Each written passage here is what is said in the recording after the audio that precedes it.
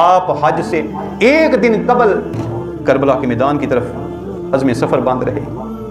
असल में ये दर्स है कि दीन फ़कत ये नहीं है जहां फ़कत इंसान अपनी बख्शिश, अपनी मग़फ़िरत के लिए कोशिश करता है, दुआएं करता है, इबादत करता है, रियाजत करता है। तो उम्मत एक इज्तिमाई अज़ाब में मुब्तला, इज्तिमाई फितने का शिकार हो और उस फितने ने मलूकियत की शक्ल में इंसानियत को अपने पंजे में जकड़ा हुआ और बैतुल माल को जाती जगीर बना दिया गया और हलाल और हराम की तमीज़ ख़त्म कर दी गई हो और हिल्लत और हुर्मत के की जो अक़दार हैं, जो हदूद हैं, उनके साथ खिलवाड़ किया जा रहा हो, तो फिर ऐसे वक्त में हज़रत इमाम हुसैन का वहाँ हज करना या गुंबद खज़रा को तकते रहना ये कोई इबादत नहीं थी। इबादत उस वक्त की ये थी कि उस वक्त के यजीद के खिलाफ खड़ा हुआ जाए। आपने खड़े होकर दिखाया। तो इसलिए अल्लामा इकबाल फरमाते हैं कि मीरास मुसलमानी सरमाया शब्बीरी।